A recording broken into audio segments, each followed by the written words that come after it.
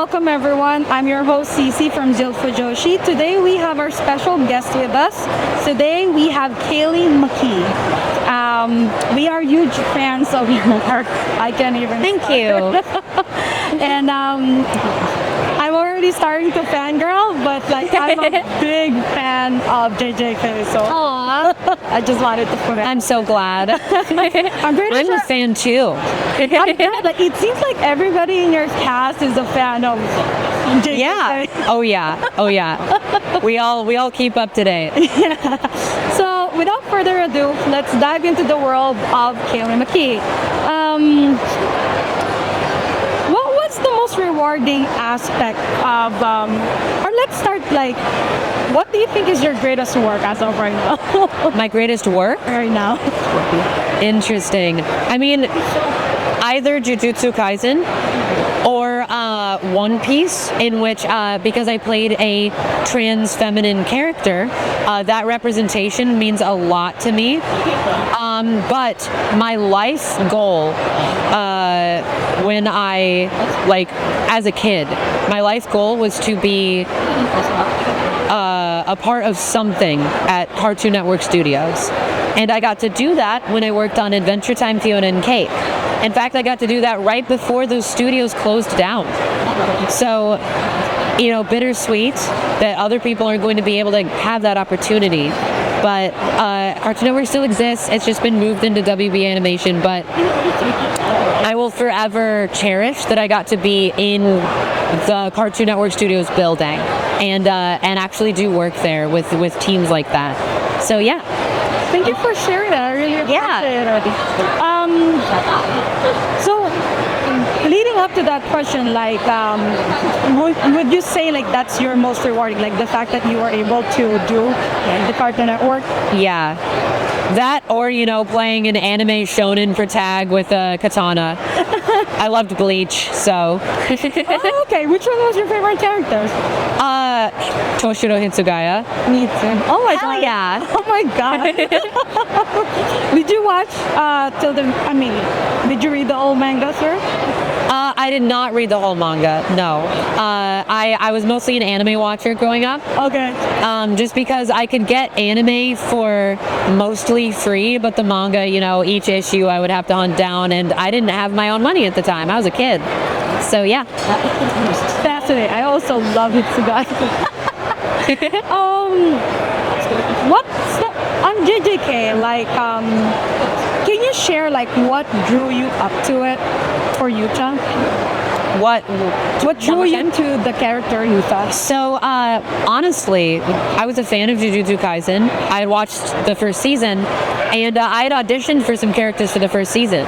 So these new ones came through for a movie, and I was like, oh yeah, I would love to just be a part of this. I didn't even research how big Yuta was. I just saw a kid, and he had really emotional sides, and I was like, oh my god, I love this. He's like really emotional, has a sad story. I'm definitely doing this audition. And I did it in like 5 minutes and just sent it off. I just felt like I nailed it, and I got booked. Okay, so Yuta was the only character that you auditioned for?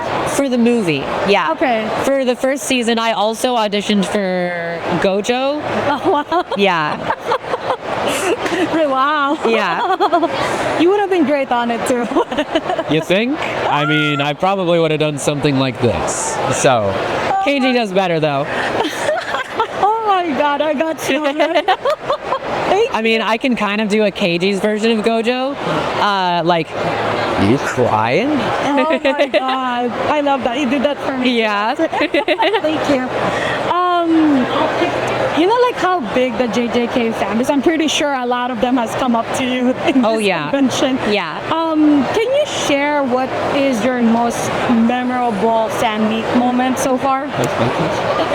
There was a person yesterday who had this huge Rika that they made themselves.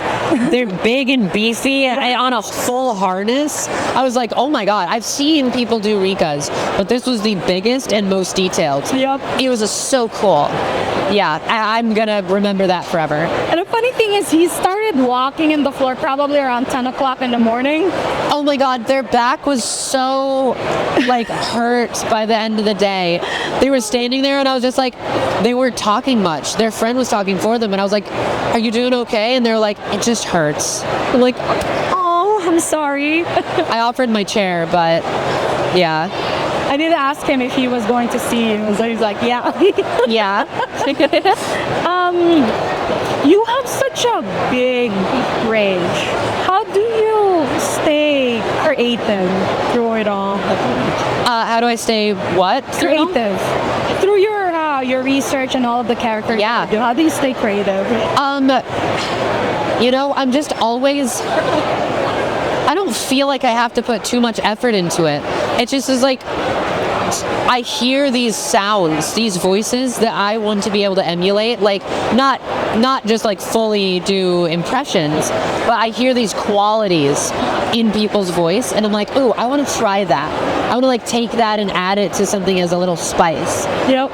And so I do that as like practice, but that's why I'm in this job is because I just love doing it in the first place and I do it as like for fun.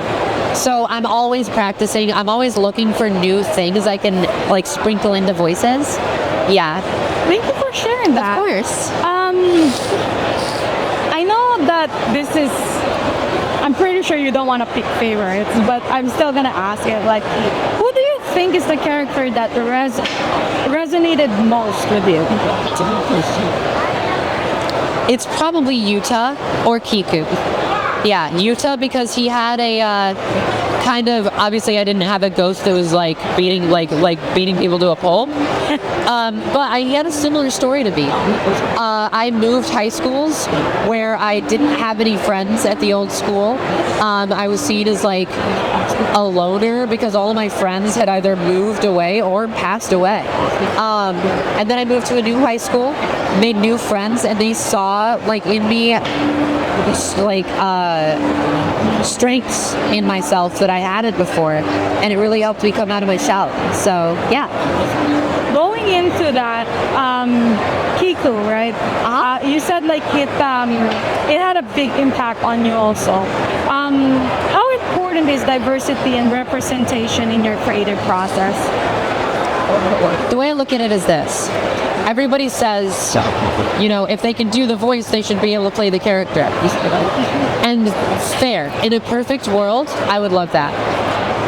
However, because queer people had been shut out of the industry for so long and not even allowed to play people that match their identity, queer actors have lost out on, no job stability, difficulty paying rent, difficulty making any career progress.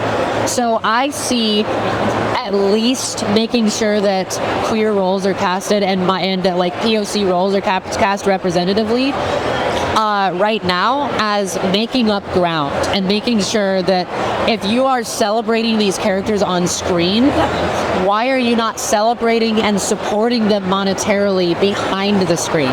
Their world doesn't exist in a bubble. Material reality is all around us. If you love a queer character, you should want a queer person to be able to, that does this job, to be able to pay their rent. That's the way I see it.